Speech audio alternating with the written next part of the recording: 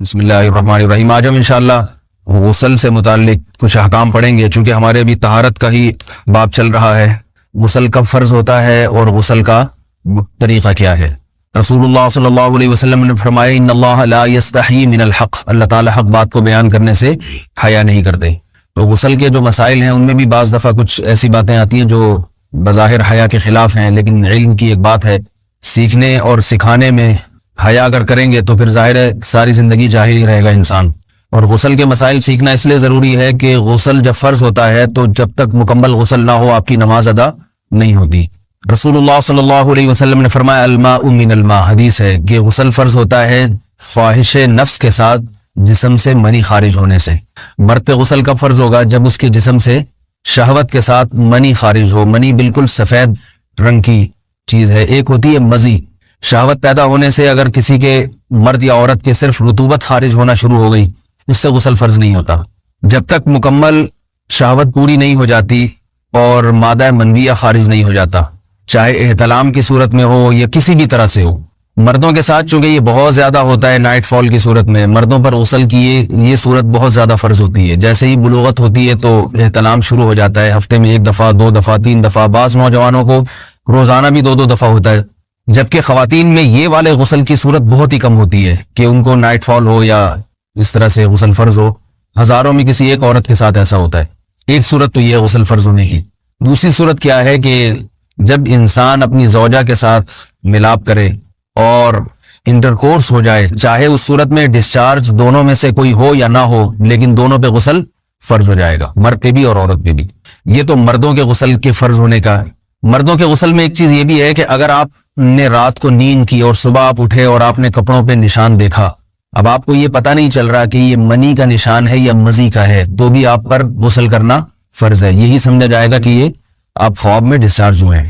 عورت پر جو غسل فرض ہوتا ہے ایک اور صورت میں ہوتا ہے کہ جب خواتین کو ایام آنا بند ہو جاتے ہیں، حیض یا نفاس سے جب پاک ہو جائیں، تو بھی ان پہ غسل فرض ہے۔ یہ تو غسل کی فرضیت سے متعلق احکام تھے۔ کچھ چیزیں ایسی ہیں جن میں غسل سنت ہے، فرض نہیں ہے۔ جمعہ کے دن غسل کرنا رسول اللہ صلی اللہ علیہ وسلم نے بہت زیادہ تاکید کی ہے۔ سنت کی 2 قسمیں ہیں، سنت مؤکدہ اور سنت غیر مؤکدہ۔ مؤکدہ وہ ہوتی ہیں کہ جن کو چھوڑنے کا اگر کوئی معمول بنا لے تو گناہ کا خطرہ ہے، اور ایسا شخص قابل ملامت ہے، اسے شریعت ملامت کرتی ہے، برا بھلا کہتی ہے۔ تو غسل سنت مؤکدہ ہے، ہفتے میں 1 مرتبہ، چاہے جمعے کے دن ہو یا کسی بھی دن ہو۔ جو مسلمان ہفتے میں 1 دفعہ بھی نہیں نہاتا، وہ کتنا ہی نیٹ کلین ہو، مگر شریعت کی نظر میں وہ قابل ملامت ہے، اسے تانے دینے چاہیے کہ شرم نہیں آتی ہو مسلمان مگر رہتے ہو بھنگیوں اور چماروں کی طرح۔ ملامت تو اسی کو کہتے ہیں نا۔ اس کی دلیل رسول اللہ صلی اللہ علیہ وسلم نے فرمایا، صحیح حدیث ہے، حق علی کل مسلم ان یغتسل کل اسبوع مرۃ، کہ ہر مسلمان پر لازم ہے کہ وہ ہفتے میں کم از کم 1 مرتبہ غسل کرے۔ ہر مسلمان پر لازم ہے، چاہے اس پہ غسل فرض نہ بھی ہو۔ اور کس دن بہتر ہے؟ جمعہ کے دن۔ نبی صلی اللہ علیہ وسلم نے حکم دیا ہے کہ جمعے کے دن غسل کیا جائے۔ امام احمد ابن حنبل کا مذہب یہ ہے کہ جمعے کے دن غسل کرنا واجب ہے، صرف سنت نہیں ہے بلکہ واجب ہے، لیکن جمہور کا مذہب یہ ہے کہ سنت عمل ہے۔ غیر مسلم جب اسلام قبول کرتا ہے تو اس وقت بھی اس کے لیے غسل کرنا سنت ہے۔ جب ہم مردے کو نہلاتے ہیں تو جو مردے کو نہلائے اس کے لیے بھی خود غسل کرنا افضل ہے، سنت عمل ہے۔ عید کے دن غسل کرنا سنت عمل ہے۔ تو یہ وہ تمام مواقع ہیں جن میں غسل کرنا رسول اللہ صلی اللہ علیہ وسلم کی سنت ہے۔ غسل کا طریقہ کیا ہے؟ غسل میں 3 چیزیں فرض ہیں، منہ بھر کے قلی کرنا، ناک میں پانی ڈالنا کہ ناک کی جو نرم جگہ ہے یہ اچھی طرح تر ہو جائے، اور پورے جسم پہ 1 مرتبہ پانی بہا دینا کہ جسم میں بال کے برابر جگہ بھی خشک نہ رہے۔ یہ تو ہے فرض، یعنی یہ کام کسی نے کسی بھی طرح سے کر لیا تو غسل ادا ہو جائے گا، چاہے اس کی نیت غسل کی تھی یا نہیں تھی۔ کوئی آدمی چلتا ہوا جا رہا ہے، پھسل کے تالاب میں گر گیا، پورے غوطے کھا کے باہر نکلا، قلی کر لے اور ناک میں پانی ڈال لے تو غسل اس کا ادا ہو جائے گا۔ البتہ چونکہ نیت نہیں تھی لہذا غسل کا ثواب نہیں ملے گا، ثواب نیت کے بغیر نہیں ملتا انسان۔ دلائل اس کے الگ موضوع ہے کہ اس کی دلیل کیا ہے کہ بغیر نیت کے بھی غسل ہو جاتا ہے، لیکن میں نے بتایا دلائل کا سیشن نہیں ہے، اس میں پھر بات لمبی ہو جائے گی۔ تو یہ تو ہے فرض، پورے جسم پہ پانی بہانا، کلی اور ناک میں پانی۔ سنت طریقہ کیا ہے؟ رسول اللہ صلی اللہ علیہ وسلم غسل کیسے کرتے تھے؟ سنت طریقہ جس پہ جو اختیار کرنا چاہیے، وہ طریقہ یہ ہے کہ جب آپ غسل کے لیے بیٹھیں تو سب سے پہلے وہ جگہ دھوئیں جہاں نجاست اور ناپاکی لگی ہوئی ہے. نائٹ فال ہوا, کسی کو احتلام ہوا, تو جہاں جہاں گندگی لگی ہے پہلے اس جگہ کو دھوئیں. استنجا کریں, شرمگاہ کو دھوئیں اچھی طرح. سمجھ رہے ہیں بات کو؟ اس کے بعد ہاتھ دھوئیں اور مکمل وضو کریں جیسے ہم عام حالات میں وضو کرتے ہیں. مکمل وضو کرنے کے بعد دائیں کندھے پہ پانی ڈالا, لیفٹ سائڈ پہ پانی ڈالا. پہلے زمانے میں تو چلو سے غسل ہوتا تھا, ہاتھ دھو لیے تو اب چلو سے پانی لے کے یہاں ڈالا جا رہا ہے, چلو سے پانی لے کے یہاں ڈالا جا رہا ہے, پورے جسم پہ ملا جا رہا ہے, اور چلو سے پانی لے کے 3 دفعہ سر پہ ڈالا جا رہا ہے. تو آج کل چلو ولو تو ہے نہیں, شاور کے نیچے جا کے کھڑے ہو جاتے ہیں.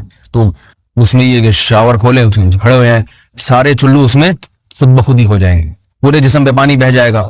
نبی صلی اللہ علیہ وسلم کے دور میں یہ جدید چیزیں نہیں تھی, شیمپو اور صابن. تو آپ صلی اللہ علیہ وسلم بیری کے پتوں سے غسل کی ترغیب دیا کرتے تھے. بیری کے پتوں کو اگر پانی میں پکایا جائے تو پانی میں میل کچیل صاف کرنے کی صلاحیت بہت بڑھ جاتی ہے. ہمارے زمانے میں اس تکلف کی ضرورت نہیں ہے, صابن ملتے ہیں اس سے نہایا کریں. بہرحال کہنے کا مقصد یہ آپ لوگوں سے, تو یہ سنت طریقے سے غسل ہو جائے گا آپ کا. سمجھ رہے ہیں بات کو؟ سب سے پہلے استنجا کیا, اس کے بعد وضو کر لیا, اس کے بعد غسل کر لیا. اگر کسی نے غسل میں وضو نہیں کیا اور ویسے ہی پورے جسم پہ پانی بہا دیا تو بھی اس کا وضو خود بخود ہو جائے گا. اس غسل سے وہ نماز پڑھ سکتا ہے, کیونکہ بعض لوگ غسل کرنے کے بعد دوبارہ وضو کر رہے ہوتے ہیں. اس کی ضرورت نہیں ہے, کیونکہ جب غسل کرتے ہیں تو وضو والے اعضاء تو خود بخود اس میں دھل جاتے ہیں. یہ ہے غسل کا طریقہ. وضو کیسے ٹوٹتا ہے؟ جن چیزوں سے غسل فرض ہوتا ہے ان چیزوں سے وضو تو بہرحال ٹوٹتا ہی ہے. اس کے علاوہ بھی وضو ٹوٹتا ہے. اس سے پچھلے لیکچر میں نے کچھ تفصیل بتائی تھی کہ نجاست جسم سے کہیں سے بھی خارج ہو جائے یا نجاست نکل کے بہہ پڑے, اگر قضائے حاجت کی جگہوں سے نجاست خارج ہوئی ہے تو نظر بھی آ جائے وضو ٹوٹ جائے گا, اور قضائے حاجت کے علاوہ جگہوں سے اگر نجاست خارج ہوئی ہے, خون وغیرہ ہے جیسے, تو جب تک نکل کے بہے گا نہیں تو اس وقت تک وضو نہیں ٹوٹے گا. سمجھ رہے ہیں بات کو؟ وضو کا طریقہ کیا ہے؟ سب سے پہلے دونوں ہاتھوں کو دھویا جائے, 3 دفعہ کلی کی جائے, مسواک کی جائے, 3 دفعہ ناک میں پانی ڈالا جائے, پھر پورے چہرے کو پیشانی, یہ جو ہے جہاں سے پیشانی ہماری شروع ہو رہی ہے اور تھوڑی کے نیچے, تھوڑی جہاں ختم ہو رہی ہے, اور ایک کان کی لو سے دوسرے کان کی لو تک 4 اعضاء ہیں وضو میں دھونا فرض ہیں. 1 چہرہ, نمبر 2 بازو, نمبر 3 سر کا مسا, چوتھائی سر, اور نمبر 4 پاؤں کو دھونا. اس کی دلیل قرآن مجید کی مشہور آیت ہے فَاغْسِلُوا وُجُوهَكُمْ وَأَيْدِيَكُمْ إِلَى الْمَرَافِقِ. اللہ فرماتے ہیں ایمان والو, جب نماز کا ارادہ ہو تو اپنے چہروں کو اور اپنے ہاتھوں کو دھو, سر کا مسا کرو اور پاؤں کو ٹخنوں سمیت دھو. دھونے کا حکم ہے قرآن مجید میں. البتہ سر کے بارے میں یہ نہیں ہے پورے سر کا مسا کرو, بلکہ آ رہا ہے وَامْسَحُوا بِرُؤُوسِكُمْ. با کا لفظ ہے, با آتی ہے تبعیض کے لیے کہ سر کے بعض حصے کا مسا. اب بعض حصے کا قرآن حدیث میں کہیں تذکرہ نہیں ہے, تو اس میں فقہاء کرام کے اجتہادات ہیں. امام شافعی فرماتے ہیں تھوڑا سا بھی ٹچ کر لیا سر کو ہو جائے گا. امام ابو حنیفہ فرماتے ہیں نہیں, کم از کم 1/4 کا ہونا ضروری ہے. سب کے اپنے اپنے دلائل ہیں, ان دلائل میں نہیں جاتا. فقہ حنفی کو جو فالو کرنے والے ہیں تو ان کو چاہیے کم از کم 1/4 سر کا مسا, یہ فرض ہونے کے لیے ضروری. مگر سنت کیا ہے؟ پورے سر کا مسا. نبی صلی اللہ علیہ وسلم دونوں ہاتھوں کو بھگو کے پورے سر کا مسا کرتے تھے. ایسے سمجھ رہے بات کو؟ اور مسا کے جو یہ ٹیکنیکل طریقے ہیں کہ آپ یوں پہلے انگلی بنائیں, پھر یوں لے کر جائیں, پھر یوں گھما کے لائیں, پھر یوں, یہ ٹیکنیکل طریقے حدیث سے ثابت نہیں. مسا کا طریقہ کیا ہے؟ بھیگا ہوا ہاتھ لے کے ایسے پورے سر کو ہو گیا. پھر حدیث میں یہ بھی ہے کہ یوں لے جاؤ اور یہ بھی ہے کہ 2 واپس بھی لے کر آؤ, دونوں طرح سے ثابت. تو ایسے بھی کر سکتے ہیں کہ یوں لے جائیں, اور ایسے بھی کر سکتے ہیں لے کے جائیں اور پھر واپس بھی لے آئیں, دونوں طریقے جائز ہیں. لیکن کم از کم سنت اتنی ہے کہ پورے سر کا مسا ہونا چاہیے. بعض لوگوں کو شو مارنے کا شوق ہوتا ہے, اگر وہ واپس لائیں تو بال ان کے خراب ہو جاتے ہیں, کہتے ہیں یار یہ پھر مسئلہ خراب ہو جائے گا, تو پھر ایسے لوگ صرف یوں ہی لے جائیں کافی ہے. افضل تو یہ کہ یوں بھی لے جائیں, یوں بھی لے جائیں, دونوں طرح سے صحیح ہے. بہرحال دونوں حدیث سے ثابت ہیں. سمجھ رہے بات کو؟ اور یہاں ایک اہم مسئلہ بتا دوں, قرآن مجید نے پاؤں کو دھونے کا حکم دیا ہے, پاؤں پہ مسا کرنے کا حکم نہیں دیا. اور حدیث میں خفین پر مسا کرنے کا حکم ہے. تو قرآن اور حدیث کو فقہا نے جمع کیا ہے, لہذا وہ موزے جن میں آسانی سے پاؤں دھوئے جا سکتے ہیں ان میں چاروں ائمہ کے نزدیک پاؤں پہ مسا کرنا جائز نہیں. سعودی عرب میں جو بعض سلفی حضرات اور یہاں ہمارے ہاں بھی اہل حدیث حضرات نے عام موضوع پر بھی جو مسا کی ایک روایت ڈال دی ہے, اسلاف میں, تابعین, تبع تابعین میں اور چاروں ائمہ کے مذاہب میں اس کا ثبوت نہیں ملتا. اگر اسلاف میں کوئی قائل بھی ہے تو ایک شاذ قول, اکا دکا قول ملتا ہے, ورنہ یہ ائمہ اربعہ کے مذہب کے خلاف ہے. اور جو احادیث جو نقل ہوتی ہیں صحیح سند کے ساتھ ان کے بھی خلاف اور قرآن کی آیت کے بھی خلاف ہے. اس لیے کسی نے عام ساکس پہ اگر مسا کر لیا، جو عام طور پہ آفس پہن کے جاتے ہیں لوگ، اس میں تو پاؤں، آپ اگر ساکس کو پانی کے نیچے رکھیں پورا پاؤں دھل جائے گا آرام سے. تو وہاں کیا ہو رہا ہے کہ قرآن مجید کے حکم کی مخالفت لازم آ رہی ہے، آپ پاؤں دھو نہیں رہے. تو اس لیے ہم یہ سمجھتے ہیں کہ اس صورت میں نماز ادا نہیں ہوگی. سعودی عرب میں بعض سلفی حضرات نماز پڑھاتے ہیں، وہ ایسے ہی کرتے ہیں کہ عام ساکس پہ مسا کر کے نماز پڑھا لیتے ہیں. تو فتویٰ اسی پر ہے کہ ان کی اگر کسی کو یقین ہے کہ اس نے عام ساکس پہ مسا کر کے نماز پڑھائی ہے تو اس کے پیچھے نماز ادا نہیں ہوگی، کیونکہ قرآن کے مطابق اس کا وضو ہوا ہی نہیں ہے.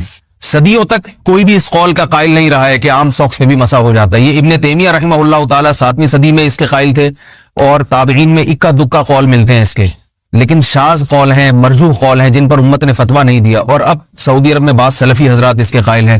ہمارے ہاں اہل حدیث حضرات بھی چونکہ اکثر سعودی عرب کے سلفی حضرات ہی کو فالو کرتے ہیں، تو انہوں نے بھی وہیں سے یہ فتویٰ لیا ہے